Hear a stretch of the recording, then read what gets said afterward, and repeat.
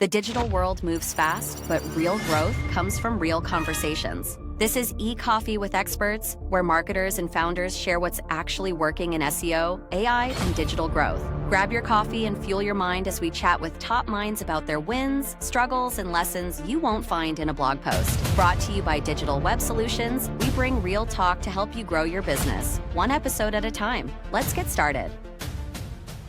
Hey, hi everyone. Welcome to your show, E-Coffee with Experts. This is your host, Ranmay here. And today we have Bryan, who is the founder at Sky SEO Digital with us. Hey, Bryan, how's it going? Good. Thank you for having me. Lovely. Bryan, before we move any forward, let's get to know more about you.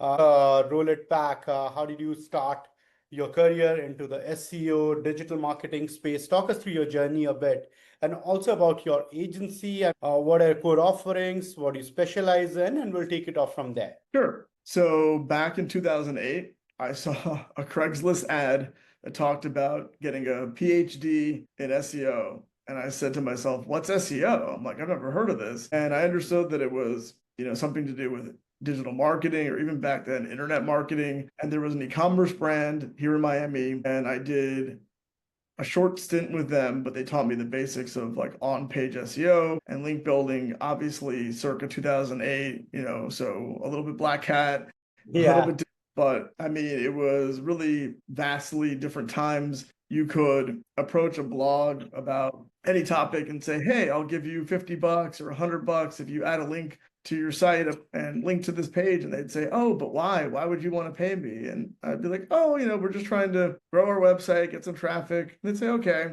And you do that 4 or 5 times. And within like 5 days, you'd be like number 1 or number 2 for whatever you bought the links for. So it was really pretty crazy.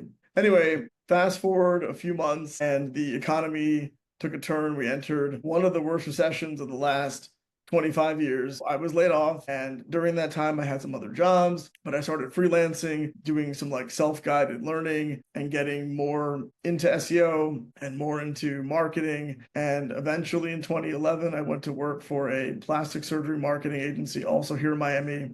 I was there for about 3 years, so I learned more about content and more about on-page SEO and competitive space. And then I had a few other jobs on the client and agency side. And then eventually, about 3 years ago, I decided to open up Sky SEO Digital and just kind of do it on my own and start building clients. In the beginning, I had no clients and no money coming in. So I had to really grind hard and, reach out to every person I ever worked with, every family member, every friend, every acquaintance. I was doing like 5-6 meetings a day online, some of them in person. I also started networking through BNI, which is Business Networking International. It's a large networking group that's global. Now, 3 years in, I have a steady client base. We offer month-to-month contracts, but we focus mainly on three areas: SEO, Google Ads, and web design. Now, if you want something else, I have colleagues I work with, so I'd like to be able to see myself as a full service agency and offer any service someone might want. Lovely, lovely. And you have yourself worked at, senior positions at other companies. How did that, those roles that you have, kind of worked in at other setups helped you shape the DNA of your own agency? Yeah, so I think I learned 3 lessons from working at other agencies. One is you have to, always be getting new clients, because you have to assume you're going to lose some percentage of them, right? So if you start the year with 10 and you don't get new clients, you might end the year with 7. The second thing is that retainer fees are the bread and butter of an agency. Yes, you can do projects that are one-off. Yes, you can build a website, but for consistency and cash flow, you really need retainer clients that are paying you. And then the third thing is, and this is where I think I deviated from some of my other agencies I worked with. Some of them were bigger, some of them were smaller, is affordability. Easier to attract clients at an affordable price at a lower price, in my opinion, than it is to get clients that pay more. So yes, I could be more selective and only, position myself as a premium agency and charge top dollar, but it's harder to get those clients. And also I like helping small businesses and working with them. And there's that trust factor and that relationship that you build that you can't really build with some of these larger clients. Absolutely. Absolutely. And talking about SEO, you have often said content is king, right? So, but with all of this AI storm and that we all are in since November 2022, what makes 2025 content different? How are you kind of ensuring that it is future-proof content, against AI stuff that is happening all over? Yeah, that's a great question. So I think when you write content, people are oftentimes looking for answers. So putting the information right at the beginning, having the answer to the question. So if I'm Googling, how to change my oil or something, you want that to be like in the beginning and then have sort of some, semantically related information, but also more like people would speak, more conversational. So a lot of questions and answers, so FAQs I think are important, but you need evergreen content that will always be useful, that is, either general or specific information, but not necessarily salesy, and getting people to your site that way because people are looking for information, and that same information gets cited by ChatGPT and Perplexity and Copilot.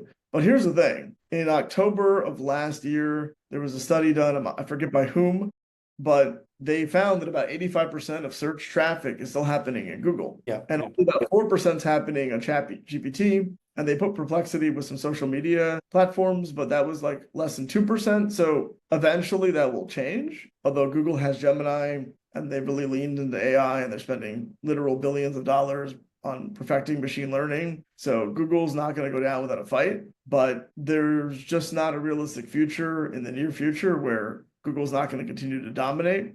Plus, at least from my personal experience, when you use ChatGPT or similar, like I'll write a blog post for a client and I'll say include 3 or 4 sources at the end. 2 or 3 of those links, 75 to 85% of the time, go to broken pages. So they don't even work. So it's still not 100% reliable.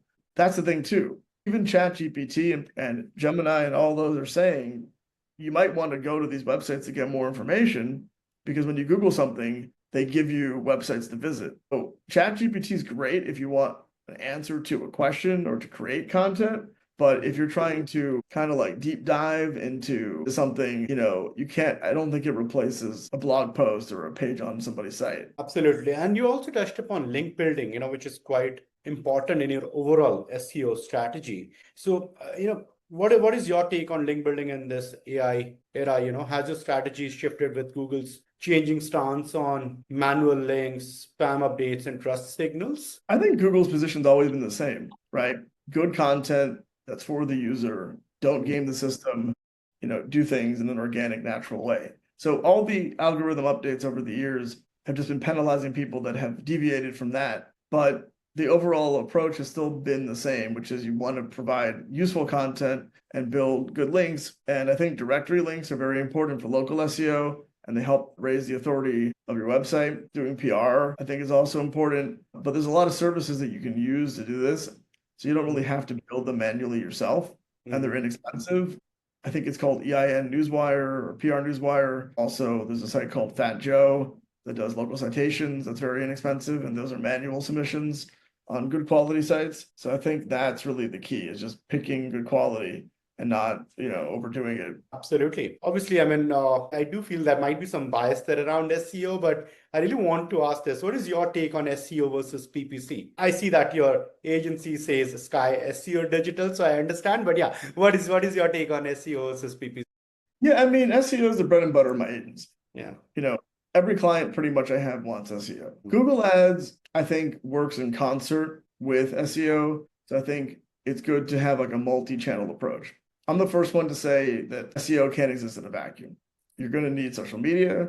You're going to need Google Ads. You're going to need email marketing or text marketing. You need maybe paid social too. But I think they work together, and I think it helps dominate the search space. So if I Google your company and there's a paid and an organic result, it increases the likelihood that someone's going to click on your site. And I think, especially when you're first getting started, the ads can be helpful. I do think it depends on what you're advertising, though. So if you're selling like a consumer packaged good, like some kind of beef jerky or chips or something like that, or you're selling, inexpensive clothing, t-shirts, hats, sometimes social media ads can be better. If you're going to sell if you're an immigration attorney or personal injury attorney, then maybe Google Ads can be better for that, but they can also be expensive. So just kind of finding that balance. But certainly ads are not the enemy here. Like they help, but I think long term it's hard to make them be the only source of traffic to your site and revenue. That you need to have that balance, like I said, and take a multi-channel approach. And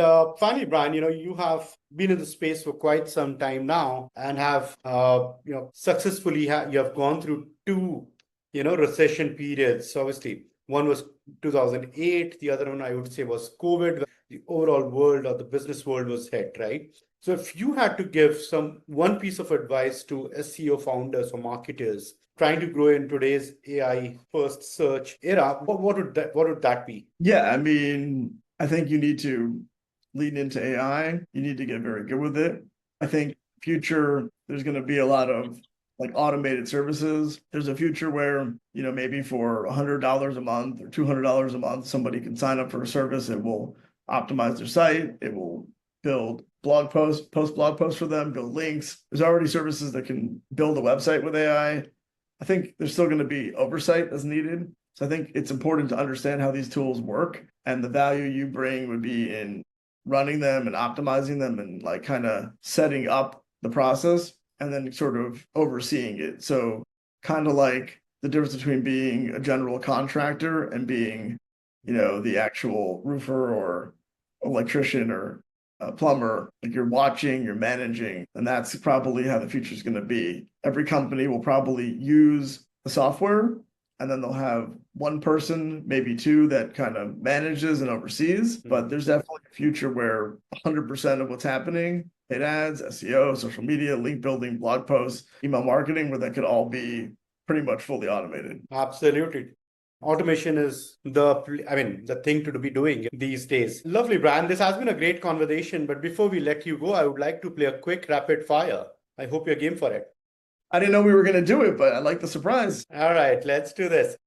This is supposed to be a surprise. That is why it is a rapid fire, right? We just kind of want to Sure, get go ahead. your card. Yeah. All right. Your last Google search. I think it was for this jewelry store because I was going to call him about building a website. All right. All right. What did you do with your first paycheck of your life, Bryan? Probably spent it on going to dinner or traveling. My two favorite things. All righty. Your next vacation. North Carolina. Your celebrity crush. My wife's in the other room. We're gonna send a separate link of the podcast to her. Don't worry. Probably Jessica Alba. Right. What do you do on Friday evenings after office or after work? Typically pick up my 5-year-old son, and then my wife and my son and I go to dinner or meet up with friends or family. Nice, lovely. Great, Bryan. You have been a sport. We'll not grill you any further. Thank you so much for taking out time to do this with us. Really appreciate it, man. Cheers. Thank you.